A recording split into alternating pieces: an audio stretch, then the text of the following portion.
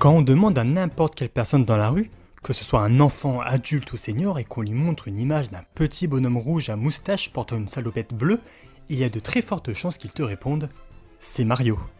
C'est fort, très fort, parce que si tu montres d'autres mascottes concurrentes ou non, par exemple Samus, Ratchet ou Spyro, beaucoup moins de personnes sauront les reconnaître.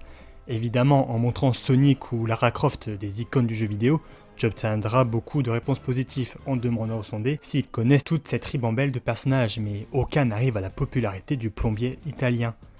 A ce niveau-là, Nintendo se rapproche de Disney, là où Mickey et 99,999999% de la population le reconnaît, ce ne sera peut-être pas le cas en montrant par exemple Réponse ou Elsa. En fait, Nintendo et Disney se ressemblent, ils ont créé une mascotte connue par absolument tous pour se faire reconnaître par un tout à chacun. Mais Nintendo, ce n'est pas que Mario, c'est aussi Zelda, Kirby, Fire Emblem, Animal Crossing, Metroid, Xenoblade, et j'en passe. Donc oui, Nintendo n'est pas numéro 1 que grâce à Mario, il y a derrière ça une stratégie d'expansion très forte, et c'est ce qu'on va voir dans cette vidéo. Avant de commencer, je préfère préciser que je ne parlerai pas du passé de Nintendo, non. Ce qui m'intéresse, c'est aujourd'hui. Les succès de la Game Boy et DS, oui, c'est pas qu'on s'en fiche, hein. C'est que ça n'a pas d'intérêt pour cette vidéo, donc faisons un petit saut dans le temps. Nous voici en 2017 et la Nintendo Switch vient de sortir. Alors que personne n'y croyait, dû à l'échec de la Wii U, précédente console de la firme, le public avait déjà enterré Nintendo, mais contre toute attente, la Switch se vend. Elle se vend bien même. En fait, c'est carrément 152 millions de consoles qui ont été vendues dans le monde. C'est la troisième console la plus vendue de tous les temps, derrière la PS2 et la Nintendo DS. Et la Switch 2, sortie récemment, a elle aussi explosé tous les records avec 3,5 millions d'unités écoulées en seulement 4 jours. C'est un quart des ventes de la Wii U sur toute sa vie. En voyant ce succès pratiquement surprise, Nintendo s'est dit quelque chose. Nous ne pouvons pas rester dépendants à nos consoles ou à nos concurrents, nous devons viser plus haut. Enfin, je pense que ça s'est passé comme ça, je travaille pas chez eux moi. D'ailleurs, les concurrents, parlons-en. La PS5 et Xbox Series se sont vendus pour l'instant à environ 80 et 30 millions d'exemplaires respectivement. C'est bien, assez bien, mais pas suffisant face à Nintendo. Mais il y a autre chose qui rend cette génération au global complètement à la ramasse comparée à Big N. Le véritable problème, c'est les jeux. Il n'y a pas de jeux qui sortent du côté de Sony et Xbox. C'est une réalité, surtout au niveau des exclusivités. En guise de comparaison, voici les exclusivités PS5 actuelles. Astro's Playroom, Demon's Souls, Destruction All Stars, Final Fantasy XVI, Spider-Man 2, The Last of Us 2 Remaster, Final Fantasy Rebirth, Rise of Ronin, Stellar Blade. Yo, c'est son du montage, excusez-moi, j'ai oublié de mentionner Astrobot, veuillez m'en excuser, en plus c'est un jeu français. La honte, je l'avoue, je le concède. 9 exclusivités en 5 ans, et encore, on a 2 remakes remaster avec Demon's Souls et The Last of Us, puis Final Fantasy XVI, Rebirth, Spider-Man, Rise of Ronin et Stellar Blade qui sont sur PC. On ne peut alors pas vraiment parler d'exclusivité. Donc oui, on a eu 9 jeux made in studio, dont 2 sont des jeux 100% nouveaux et dont encore un est un jeu gratuit offert dans la console.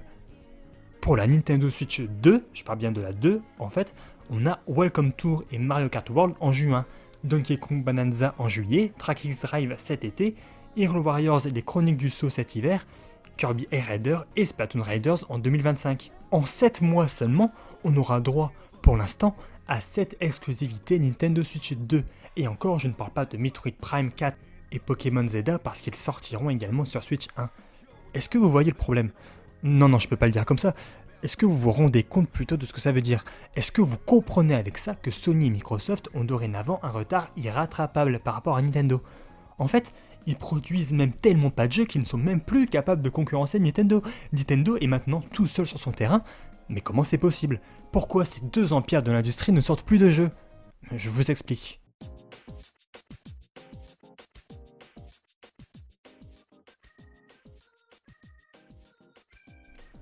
La réponse c'est le Covid, encore lui. En 2020, pendant la pandémie, le monde du jeu vidéo a connu un bond historique. Plus de 20% de chiffre d'affaires en un an. On parle de 175 milliards de dollars générés, un record. Pour beaucoup, c'était même le début d'un âge d'or. Mais c'est qui ces beaucoup? Eh ben, c'est les investisseurs. Avec cette croissance aberrante, les investisseurs se sont tous rués sur le secteur, balançant des millions, voire plus, à toutes les boîtes de jeux vidéo. Leur logique? Le jeu vidéo, ça rapporte, donc on investit à fond. Bah oui, c'est leur travail, et ils sont toujours là, et c'est même grâce à eux qu'on a eu plein de jeux par le passé. C'est pas un mal, il ne faut pas les diaboliser. Sauf que là, il en a eu beaucoup trop d'un seul coup.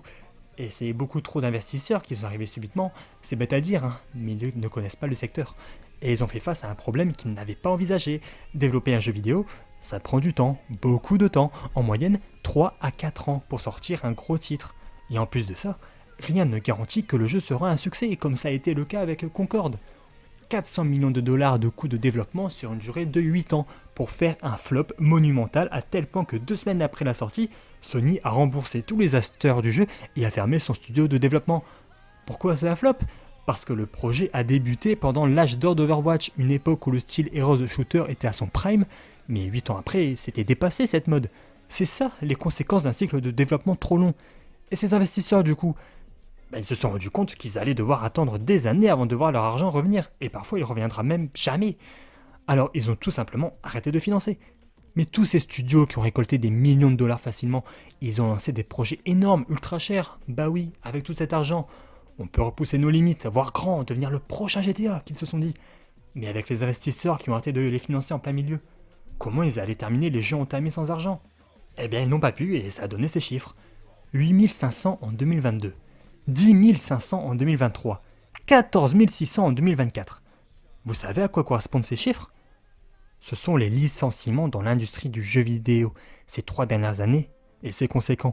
Parmi ces licenciements, on retrouve Sony qui a supprimé 900 postes, soit 8% de ses effectifs, et Microsoft avec 1900 licenciements rien que dans sa branche jeux vidéo. Et ces chiffres dataient de l'année dernière, mais à l'heure où je monte cette vidéo, Microsoft a annoncé, donc le 2 juillet 2025, licencier 9000 personnes. C'est juste énorme et également honteux, c'est un vrai carnage. C'est sans précédent et forcément ça se ressent. Moins de studios, moins de personnel, donc moins de jeux. Mais pendant que tout le monde taille dans ses effectifs, il y a un irréductible japonais qui fait tout l'inverse. Et on revient à notre sujet. Nintendo continue toujours d'embaucher, et là où en 2020 ils étaient 6000 dans le monde, ils sont aujourd'hui à 7724 salariés, et il ne semble pas que la tendance puisse s'inverser.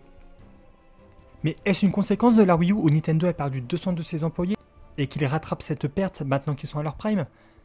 Je sais pas, mais après vous allez me dire, perdre 200 salariés à une époque aussi catastrophique que la Wii U, où Nintendo était dans le rouge, je rappelle, on pouvait s'attendre à pire, hein. On peut potentiellement dire merci à feu Satoru Iwata qui a pris la décision de couper drastiquement son salaire et celui des cadres de Nintendo pour éviter de licencier du personnel. En tout cas, peu importe la raison, Nintendo n'a pas licencié. Ils ont, au contraire, embauché. Et du coup, c'est quoi le rapport avec les jeux? Vous allez comprendre.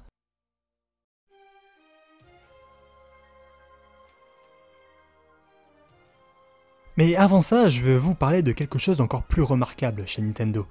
Cette chose remarquable, c'est que les légendes d'hier sont toujours là aujourd'hui. Shigeru Miyamoto, Koji Kondo, Eiji Aonuma, Masahiro Sakurai, Yoshiaki Koizumi. Ces noms mythiques, ils sont toujours actifs, toujours chez Nintendo. Et ils ne sont pas les seuls. Beaucoup de développeurs de l'ombre, des vétérans avec 20, parfois 30 ans de maison, continuent de travailler dans les équipes de développement. Regardez ce graphique sortant tout droit du bilan annuel de Nintendo. 3000 en 2001 et plus de 7500 aujourd'hui. Avec seulement une micro-baisse entre 2013 et 2016. Et forcément, personne ne s'est envolé. Et pourquoi j'en parle du coup? Parce que ces personnes détiennent un savoir-faire inestimable, peaufiné pendant 20 ans chez Nintendo. Parce qu'ils peuvent donc sortir un jeu abouti, créatif et techniquement solide en quelques mois. Là où d'autres studios, à force de ne garder que des juniors, puisque oui, évidemment, quand ils les licencient, ils vont choisir les plus coûteux, dont les seniors. Il ne reste donc que les juniors qui doivent tout réapprendre à chaque projet, et c'est pas moi qui dis.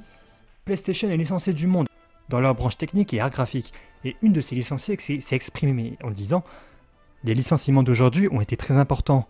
PlayStation Visual Arts s'est séparé de développeurs possédant des dizaines d'années d'expertise dans leur domaine, un talent qu'il sera extrêmement difficile à remplacer. » Et les seniors de Nintendo, ils apprennent aussi aux juniors comment travailler. C'est un cercle vertueux qui n'existe plus chez Sony ou Microsoft dans leur branche jeux vidéo. Parce que des seniors, il n'y en a plus. Regardez, je vais vous montrer des exemples. Masahiro Sakurai, le papa de Smash Bros. Son sensei était le regretté Satoru Iwata. Miyamoto a créé Mario en 1986, mais a légué le flambeau à Yoshiaki Koizumi en 2002 en le laissant être le producteur de Mario Sunshine. Puis ce dernier a formé une toute jeune équipe avec Mario Odyssey en 2017, Et maintenant, ce dernier a directement demandé à cette équipe de produire Donkey Kong Bonanza, le laissant donc libre de développer un prochain jeu qui mettra en avant un certain plombier italien. Vous le voyez, ce passage de flambeau, ce cercle vertueux, c'est très important et c'est pour ça que Nintendo a droit à un calendrier de sortie en béton. Un calendrier tellement solide qu'ils ont eu le luxe de sortir Fire Emblem Engage en janvier 2023, alors qu'il était terminé depuis 2021. Rien que cette année, on a droit à un nouveau jeu exclusif à la Nintendo Switch par mois, pratiquement. PS5 et Xbox Series n'ont jamais réussi à faire ça, et c'est pour cette raison en partie que Nintendo va rester numéro 1. Pas seulement via les chiffres, mais parce qu'ils continuent de garder leurs effectifs, les seniors les plus expérimentés, pour former les seniors de demain, et ainsi de suite. Là où les autres concurrents, les seniors, ils les dégagent. Et ce que je raconte là, c'est censé être normal, hein. On dirait que c'est un truc de fou, mais non, c'est censé être quelque chose de normal dans toute bonne entreprise. Mais dans l'industrie actuelle, oui, c'est un truc de fou. Breath of the Wild existe parce que ça fait 30 ans que tonton Aonuma travaille sur Zelda, parce que ça fait 30 ans qu'il peaufine son expertise, qu'il travaille dans un milieu vidéoludique et qu'il peut créer avec son équipe de crack un moteur révolutionnaire. Comment veux-tu que les stagiaires de Sony qui sont sortis de l'école l'année dernière révolutionnent l'industrie en étant obligés de sortir des jeux-services? C'est comme dans tous les domaines, Eiichiro Oda, le papa de One Piece, il n'a pas créé l'œuvre du siècle en 2 semaines, il a peaufiné son art et son histoire pendant 15 ans avant One Piece, et continue d'évoluer pendant l'apparition de son œuvre. Tu peux pas demander à un lycéen qui n'a jamais dessiné de sa vie de faire One Piece la semaine prochaine, c'est pas possible, vous comprenez ou pas ce que je veux dire? C'est parce que Nintendo peaufine, reconnaît son expertise dans le domaine qu'il est numéro 1, et au final, là où les boîtes américaines licencient pour gagner plus d'argent, elles se font plus de mal qu'autre chose, car sur le long terme, c'est bien Nintendo qui sera le gagnant. Mais Nintendo est loin d'être parfait également et fait beaucoup d'erreurs, hein, comme les prix de Mario Kart World à 90€ qui est une honte, Welcome Tour vendu à 10€ alors qu'il aurait dû être offert aussi excellent soit-il, des tournois e-sport annulés pour une excuse bidon, ou des récompenses offertes absolument ridicules comme une manette pro alors que les concurrents proposent un cash prize de plusieurs millions. Ou encore l'arrêt du programme fidélité des points or ou l'annulation des bons Switch pour les jeux Switch 2 qui permettent pour rappel de débourser 99€ et en échange tu peux obtenir 2 jeux d'une valeur à 59,99€. Ils sont aussi très protecteurs avec leur licence, voire même un peu trop, n'hésitant pas à lancer un procès pour défendre leurs droits. C'est tout à leur honneur, hein, mais lancer une bataille judiciaire contre un supermarché du Costa Rica parce que ce dernier se nomme Super Mario en référence à son créateur Mario Alfaro, magasin créé il y a 52 ans, bon, c'est un peu du foutage de gueule. Mais néanmoins, Nintendo respecte ses ressources humaines. À choisir, vous voyez, je préfère un jeu tarifé à 90€ mais aucun licenciement dans son entreprise créatrice que d'acheter un jeu à 80€ en sachant que derrière, 15 000 personnes ont perdu leur travail et se retrouvent au chômage sans raison valable. Je vous ai dit aussi que Nintendo cherchait à aller plus loin que le jeu vidéo, sans pour autant l'abandonner, évidemment.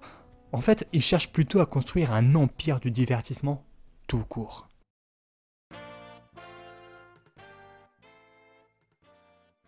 Beaucoup de parents souhaitent préserver leurs enfants des jeux vidéo. Par contre, ces mêmes parents n'ont aucun souci à laisser regarder des films Disney. Jamais nous ne serons en mesure de concurrencer Mickey, à moins que les parents ne voient plus d'inconvénients à ce que leurs enfants jouent à des produits Nintendo. Shigeru Miyamoto voit grand. Elle est loin à l'époque où son principal rival était Sonic. Maintenant, il voit plus grand. Il souhaite dépasser Disney. Et même si ça doit prendre plusieurs générations, il y croit. Ça peut le faire. Et il met tout en place pour. Disney a dépassé son média en faisant des parcs d'attractions. Qu'est-ce que Nintendo a fait? Le Super Nintendo World. 300 millions d'euros de budget, une ouverture en 2021 dans le parc d'Universal Studios d'Osaka. 3 attractions, l'ajout de la zone Donkey Kong fin 2024 avec l'ajout d'une 4e attraction. Un autre parc a ouvert dans les Universal Studios de Californie, de Floride, et même Singapour, avec même la rumeur d'une ouverture dans le parc d'Angleterre. Bref, Nintendo s'est étendu dans le domaine du parc d'attractions. Et c'est qu'un début, j'en suis persuadé. Disney a commencé avec des films d'animation. Ouais, qu'est-ce qu'a fait Nintendo? Sûrement sous l'impulsion de son rival le Hérisson, ils ont sorti un film Super Mario en collaboration avec l'immense Illumination, créateur des Mignons, mais aussi filiale d'Universal. Ah bah oui, c'est pour ça que leurs parcs sont chez eux. Avec un film fait en étroite collaboration avec Shigeru Miyamoto, ah bah oui, ils vont pas se risquer à faire un four astronomique comme c'était le cas avec le film Mario Bros de 1993. Quoi? Vous ne connaissez pas ce film? Je vous rassure, vous ne ratez rien. Avec Chris Pratt pour Mario, Jack Black pour Bowser ou encore Anya Taylor-Joy pour Peach, on peut dire qu'ils ont vu grand. Et le succès a été au rendez-vous. Non, pardon, c'est même pas qu'il a été au rendez-vous à ce niveau en fait. Le film a franchi la barre des 1,3 milliard de dollars de recettes, ce qui fait de Super Mario Bros, le film, le second long métrage d'animation le plus rentable de l'histoire, surpassant le meilleur film Disney, La Reine des Neiges. Mais bon, ma petite reine reste numéro 1 car c'est La Reine des Neiges 2 qui est number 1 avec ses 1,4 milliards de dollars. Peut-être un peu moins mérité parce que le 1 est plus intéressant au niveau de sa thématique, mais c'est toujours pas le sujet. Et oui, Nintendo qui cherchait à concurrencer Disney, ils ont réussi en le battant pratiquement sur son propre domaine au premier essai. Oui, le film de 1993 n'a jamais existé. Et c'est donc tout content que Miyamoto nous annonce que le second film sortira le 3 avril 2026. Ah vraiment, on ne s'y attendait pas hein. La vache qui le cru, c'est pas comme si le premier film se terminait par un teaser de l'arrivée de Yoshi, vraiment. Mais Nintendo, ils connaissent que Mario. Shigeru Miyamoto n'a pas eu qu'un enfant, Mario n'est pas fils unique, il a aussi eu un petit frère, tout de vert vêtu et oreilles pointues, à qui on a annoncé son arrivée sur grand écran en 2023, dans un film cofinancé par Nintendo et Sony. Bah tiens, ça faisait longtemps les gars.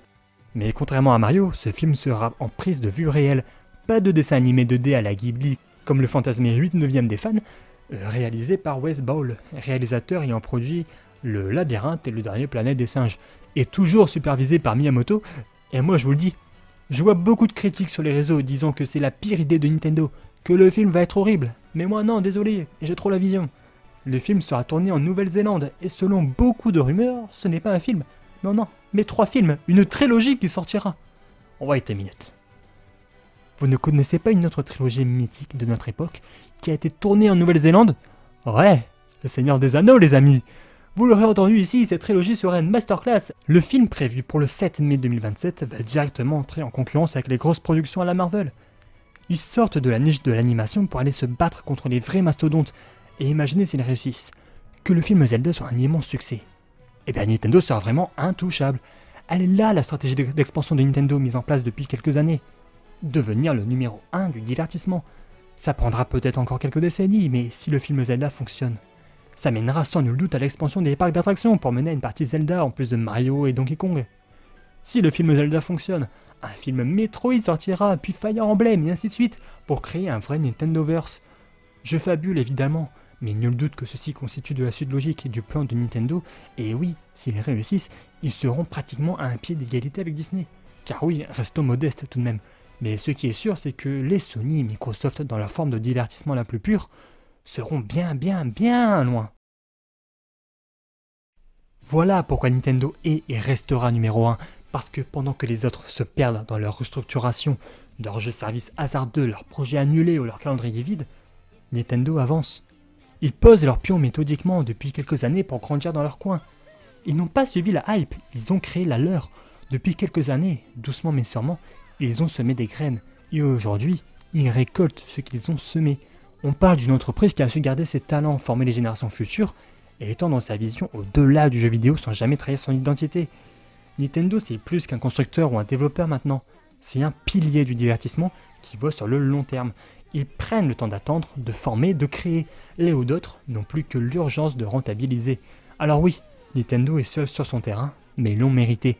Vous pouvez aimer Sony, Microsoft, les développeurs indépendants, détester Nintendo, détester leurs jeux, leur manière de faire, les prix pratiqués, peut-être même aussi un manque de transparence. Mais s'il y a bien une vérité qu'on ne peut plus nier en dépit de tout ce que je viens de dire, c'est qu'aujourd'hui, c'est bien Nintendo qui tient la barre.